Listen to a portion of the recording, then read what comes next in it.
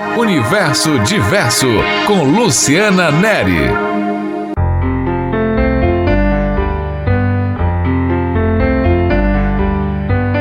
Vamos falar sobre finitude, enfermidade e a filosofia. Conversar com a professora titular da UESB, coordenadora do colegiado do curso de filosofia, psicóloga de formação, com mestrado, doutorado e pós-doutorado em filosofia, Caroline Vasconcelos. Professora, muito obrigada por ter aceitado o nosso convite. Mas por que falar de finitude, de morte, Carol?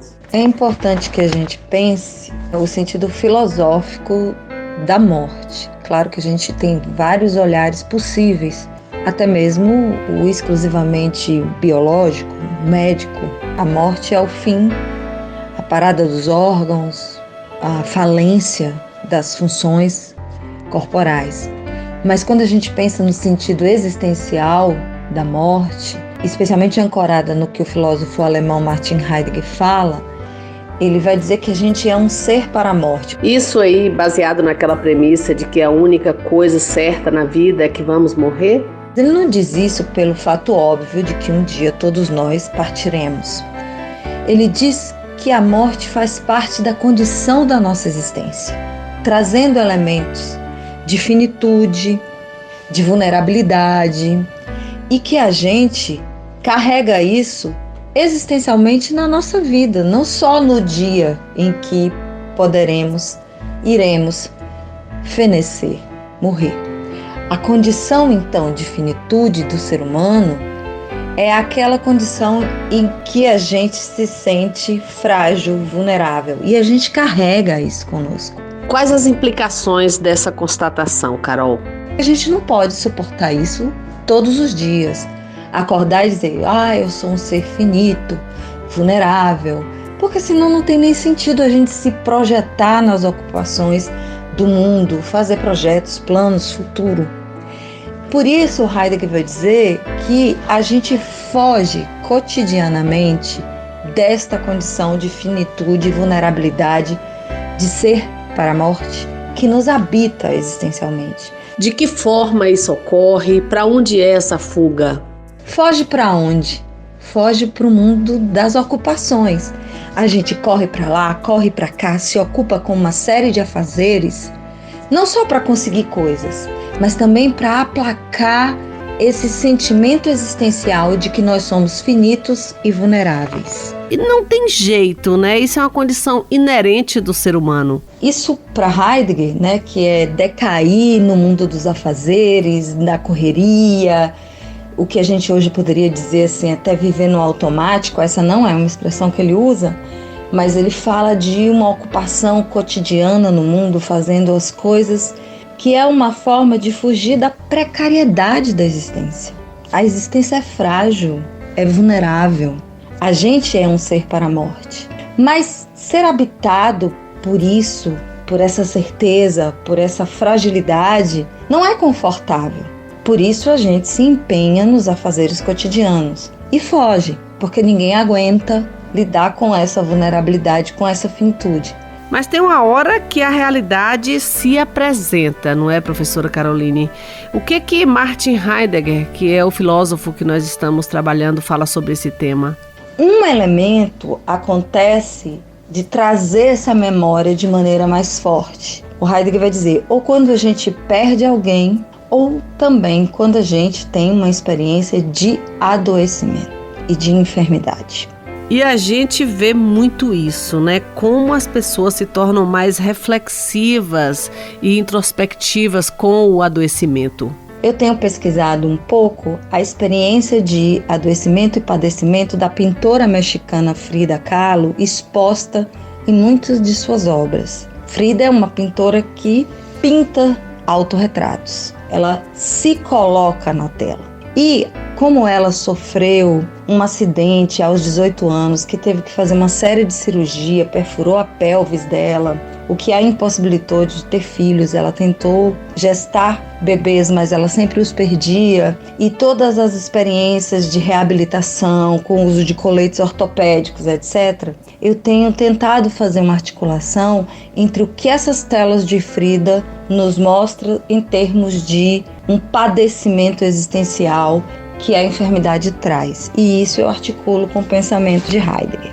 Como é que a senhora vai conseguir fazer isso? Para isso, é preciso entender que a experiência corpórea, para este filósofo, não é uma experiência exclusivamente material ou anatômica, orgânica. Eu existo corporalmente, então o meu corpo é o corpo que eu vivo, é o meu corpo vivido. Por isso, esse corpo que tem as mesmas dimensões, por exemplo, tem sempre 1,70 m, tem o peso X, a depender de uma situação, você está maior, pleno, grande, porque você está num lugar confortável que te acolhe, ou você definha, fica pequeno, e é sempre, do ponto de vista anatômico, o mesmo corpo, mas do ponto de vista existencial, é a sua experiência naquele contexto de vida cotidiana que vai te dar mais empoderamento com esse corpo, que é o que você corpora, seu corpo vivido. E o que acontece com esse corpo quando a gente fica doente, professora? Quando a gente adoece, então não é só o elemento anatômico, orgânico que padece. É todo o meu existir, porque quando eu estou sem pensar no corpo, quando eu estou somente no mundo corporando, eu subo escadas, desço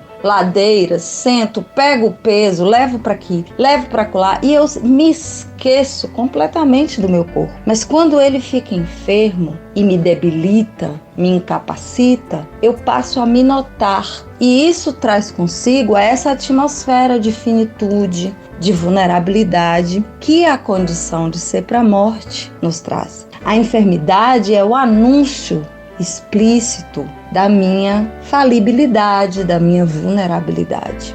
E quais são os resultados, as implicações disso? Quando eu adoeço, não é só o corpo material que adoece. Meu existir no mundo colapsa. Ele entra em crise, porque eu não consigo fazer algumas coisas que antes eu conseguia, eu dependo do outro para fazer. E isso traz consigo a experiência de desamparo e de dependência. Por isso é tão importante que as equipes de saúde entendam que não se trata só de um corpo orgânico que deve ser cuidado, mas de toda a existência do corpo vivido. Você falou sobre os padecimentos de Frida, né? Como ela expressava o adoecimento através da arte? A Frida teve que passar por uma experiência dolorosíssima, além de todas as outras que ela passou, de várias cirurgias, usou 27 tipos de coletes ortopédicos, fez várias cirurgias, tinha uma perna mais fina porque ela teve poliomielite na infância. Mas uma das experiências mais dolorosas dela é a experiência de amputação do pé. E essa experiência ela é retratada numa tela chamada Sem Esperança, em que ela está deitada na cama, como se ela estivesse até presa nessa cama, e ela coloca para fora vísceras como num vômito. Atrás o extremo deserto, o sol rachando, uma terra seca. E o que Frida queria passar com essa tela, Carol? Que lições podemos tirar dessa obra? Eu acho que Frida ali, nessa tela Sem Esperança, traz essa experiência dolorosa da enfermidade, de que muitas vezes se perde a perspectiva, colapsa o mundo, tudo fica árido, nada mais nasce ali como projetos para o futuro. Então, a enfermidade severa, debilitante, ela colapsa minhas possibilidades de ser no mundo. E quando eu estou adoecido, enfermo, não é só o meu corpo que adoece. Eu adoeço existencialmente. E para esse restabelecimento, o que é necessário, professora? Preciso de redes de amparo, de cuidados, para que eu possa reabilitar meu mundo cotidiano, os meus afazeres, ainda que depois eu tenha debilidades, mas eu posso reconstituir um mundo que eu me sinta confortável, que seja, o termo que Heidegger usa é familiar. Quando nós estamos no mundo fazendo as coisas, a gente está familiarizado com as distâncias, com os pesos, com as coisas que podemos fazer. O adoecer traz a atmosfera do não familiar, do infamiliar, da estranheza. Toda a obra da artista foi assim? A mesma Frida Kahlo que faz essa tela Sem Esperança, chamada Sem Esperança, ela tem uma outra tela de 46 que se chama Árvore da Esperança, em que ela está vestida com suas roupas terruanas, coloridas, ao lado de uma Frida numa maca hospitalar com cortes na coluna. Ao fundo, sempre o deserto, terra rachada, o sol rachando. Mas essa tela ela é interessante porque a Frida, toda arrumada, vestida com sua roupa colorida, com seus apetrechos no cabelo, ela carrega uma bandeirinha que diz assim: Árvore da Esperança, mantém-te firme. Interessante essa variação de disposição da artista perante o padecimento, não é? Ela oscila entre uma tela como a anterior que eu comentei, que é Sem Esperança, em que ela vomita vísceras e é uma tela muito árida e ela está muito debilitada no autorretrato, com essa em que tem uma Frida altiva, firme e forte, dizendo: Árvore da Esperança, mantém-te firme. E quando a gente pega o diário íntimo dela, que foi publicado póstumamente, a gente percebe o quanto ela agradece às equipes de saúde e às pessoas que cuidaram dela nos momentos de pior experiência corporal, de dores lancinantes, de amputação, de ter que lidar com a reabilitação.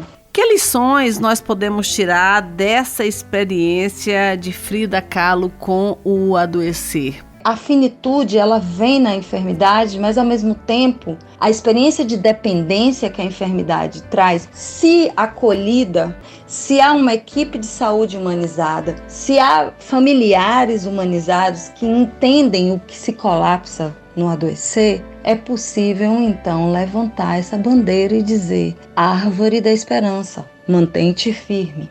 E como fechamos então esse bate-papo interessantíssimo sobre finitude, enfermidade e a filosofia? Dentro do ponto de vista filosófico, a gente está aí diante da nossa vulnerabilidade, mas ao mesmo tempo a gente precisa manter-se firme. Muito obrigada, professora Caroline.